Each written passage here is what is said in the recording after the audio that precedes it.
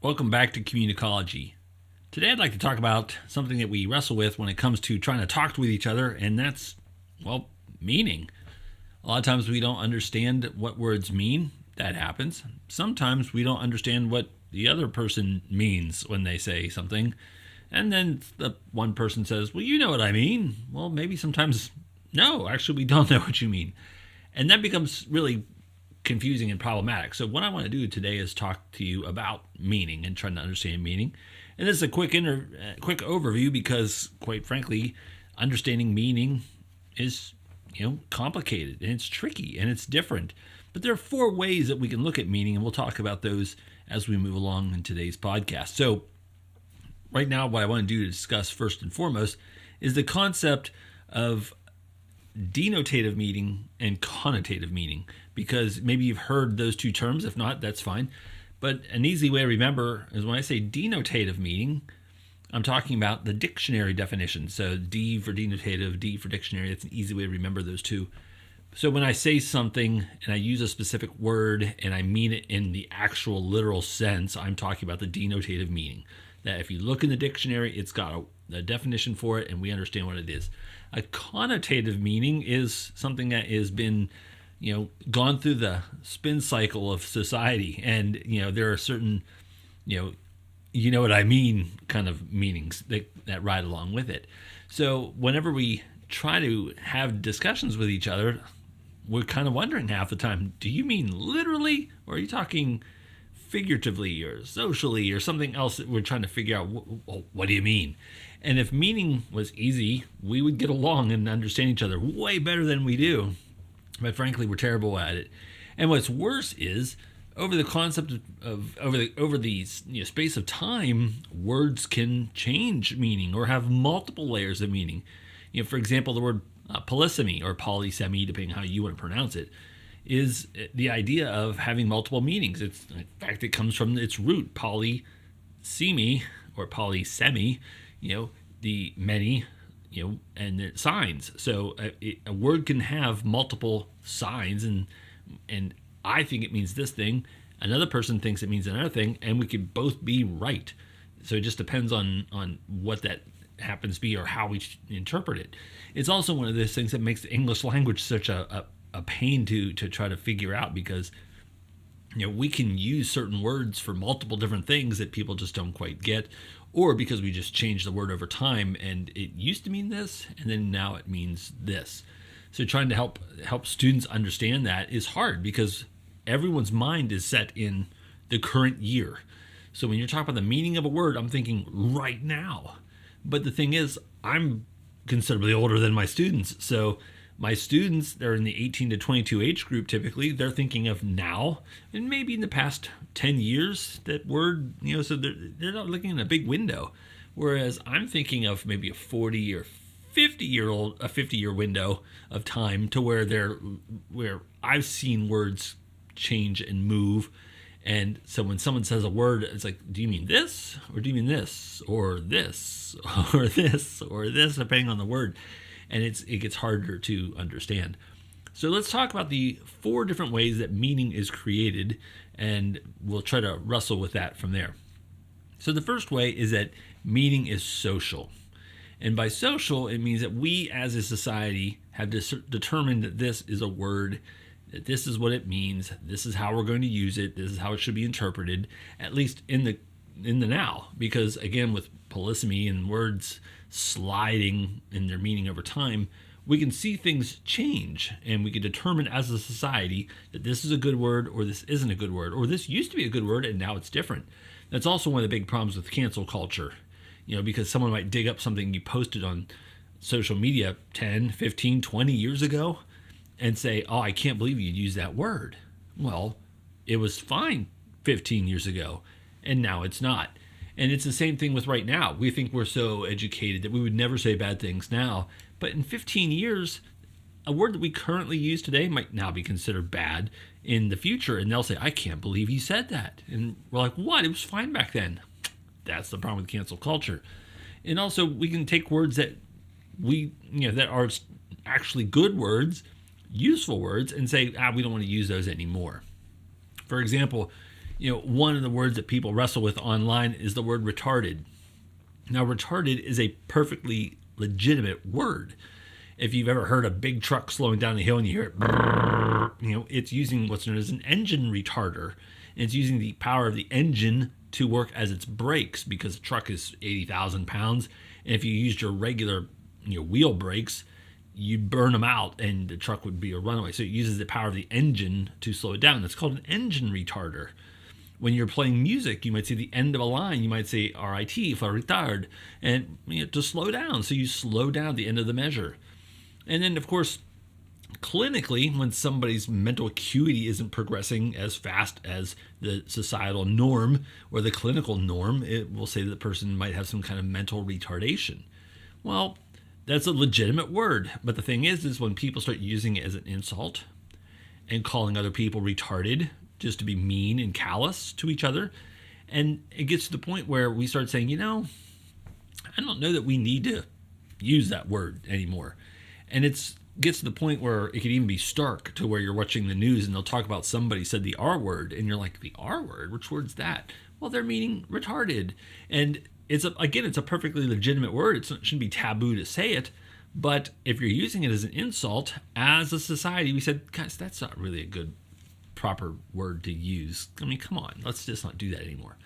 So it's one of those things that we, over time, took a word and said, no, not so much.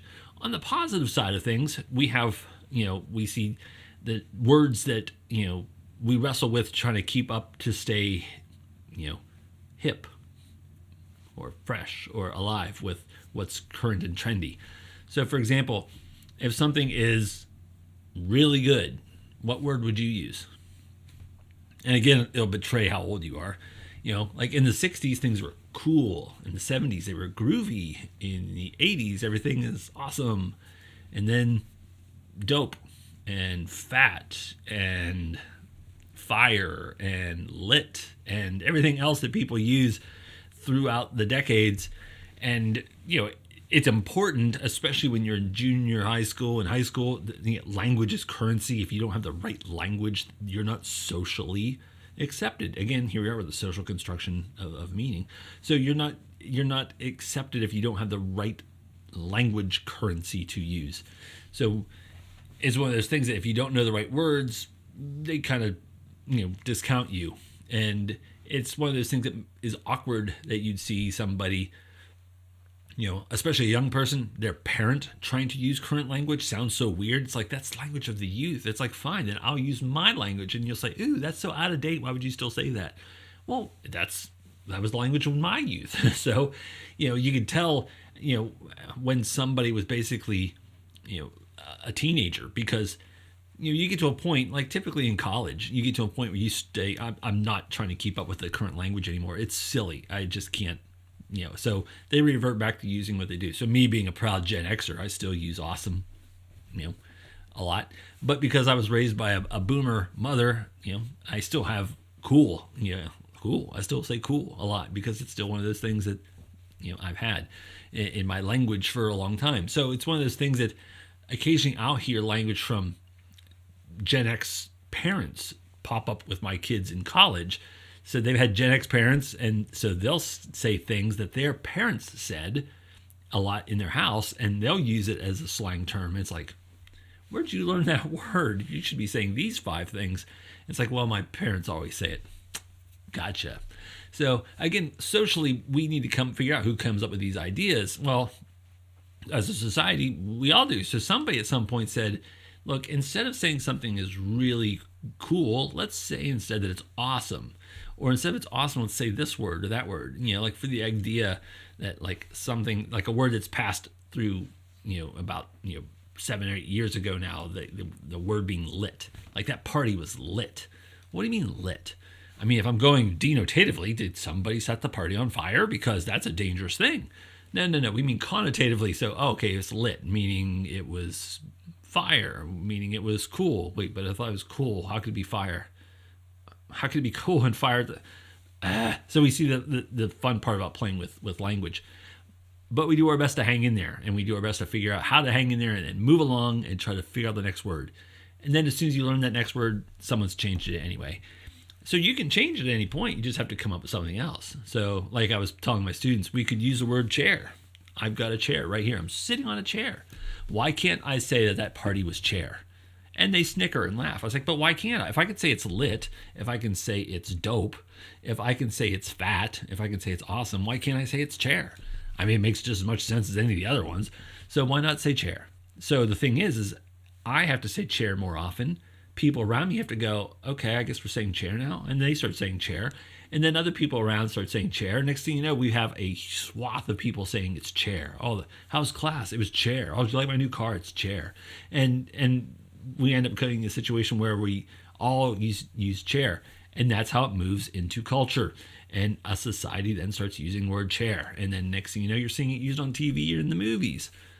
And then until someone comes up with the next word, whatever that word might be. Maybe it's going to be microphone. That's such a microphone party. Whatever, people, whatever. But it makes sense in that on how it works, because again, somebody has to start it. And then that's how language works. Somebody came up with the word cat. Somebody came up with the word microphone. And so at some point, it gets moved into public consciousness from using enough times. So it could be slang word. It could be an actual thing. So when someone invents something, they come up with a name for it, and then we just use it. And that's just the way it works. The next one is contextual. So we have social construction. We also have contextual construction, and that's that context dictates what the meaning happens to be. So if I say to somebody, "You have nice hair," well, that sounds like a compliment. Or I could say, "You have nice hair." Like I say it really sarcastically. It's the same thing. I'm saying it, nice hair versus nice hair. I'm using it the same way, and just the context is what shapes that meaning. So the way I say something will drastically change and shape the meaning. So if I say it with more urgency or with anger or with happiness, that then dictates and influences how you perceive the word I'm saying and how it should mean. So again, if you're not attuned to picking up these cues, this could be really confusing. Or if it's coming through a text message, you get some kind of a Snapchat message or a text message and it says nice hair. Well, what do you mean? Do you mean that sarcastically? Or are you meaning that like complimentary? What do you help me out here? So then we put like an LOL or some kind of smiley face or winky face or a kisses face or whatever. We do all these different things to try to shape and help you understand in this context, this is what I mean. Oh, you mean that I have nice hair. Thank you. I appreciate that. The third type is contingent, and that is that a chain of events can unfold and change the meaning of a term. So for example, me, again, being a Gen Xer, when I hear the word terrorism, it can mean a bunch of different things because I've seen it change. Because we could have the dictionary definition of terrorism, but what is the connotative way? So when it unfolds over time, this contingent understanding of meaning, we look at the idea of, when I was a kid, terrorism was when some Islamic terrorist would hijack a plane. They would land somewhere and say, release our political comrades that are held around the world, or we'll start executing a hostage and dumping them out the back of the plane. That was terrorism in the 70s. In the 80s, terrorism changed. It was the Irish Republican Army bombing, firebombing British royal interests, for independence of Ireland. Terrorism. Then you move into the 1990s, and there was a lone wolf guy by the name of Timothy McVeigh that blew up the Mira Federal Building in Oklahoma City. Just a one-person job, terrorism. And then you move into 2001, and the hijacking of the airplanes and flying them into buildings this time, terrorism. Then you move into the 2010s, and you see these lone wolf attacks of people going in and shooting up military bases. Terrorism. So again, terrorism comes in all shapes and flavors and forms, and a lot of it you just see it as it unfolds over time. So someone who's older, when they hear terrorism, they're thinking these kind of things, whereas someone who's younger thinks of something else. It's one of the reasons why in 2001 So many people were flabbergasted that they would even fly planes into buildings, because as soon as they hijacked airplanes, we went, I wonder where they're going to land. And I wonder what they're going to negotiate. Is it going to be for money? Is it going to be for hostages? What are they going to do? And they flew them into buildings, and everyone went, whoa, this is a new meaning, because it used to mean land and have some kind of negotiation. Not anymore. So now that's added and changed the definition of terrorism forever. So as we move along, we see terrorism definitions continue to change. I know my students, when they hear terrorism, they're thinking like school shootings and things like that. So again, it's one of those things that, well, what is terrorism? A contingency, and a contingent, way of looking at it. It might change as things unfold. The last one to talk about is negotiated meaning. So this is the idea that we can negotiate what meaning is. So, for example, my students go home on break. They tell their parents, I'm going to go out and hang out with my friends. Okay, don't be late. And they come back at 2 a.m. Mom's really mad. What are you doing? I said, don't be late. And they're like, this isn't late. I normally come back at 4. So, I'm back at 2. That's perfectly fine. Well, no, I told you don't be late. I didn't mean 2 a.m. That's really late. And the student doesn't understand what the problem here is. So the next night comes up and go hang out with my friends. Don't be late. What do you mean by late? Well, my house, my rules, you should be home by 10. And the student's like, Mom, I'm an adult now. I'm not a kid. I can go out and do what I want.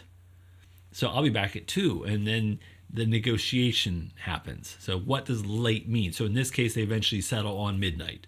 12:01, now you're late. But 12 is the final cutoff. So you're negotiating what meaning is for late. So when I say late, I mean 12:01. 12, not late. 12:01, late. So you'll see that kind of thing, and people negotiate that all the time. And when you want to swing by and pick me up, what time are you going to be by? And then we try to argue, not argue like fight, but argue like actually like wrestle with what these late mean. Like what time because I'm a punctual person. I was always raised that on time is late. 10 minutes early is on time. So again, someone who's continually late, now we have to have a discussion about what does it mean to be late. So we negotiate that. So again, we're looking at social, contextual, contingent, and negotiated. And those are different ways that we wrestle with meaning. And you can really catch the flavor of how things change over time. And you just sometimes don't expect it to change. And you never know when it will. And you never know how it will change, because a word that you use now might absolutely get changed and twisted later. And we just don't know what or how that'll be until society does it.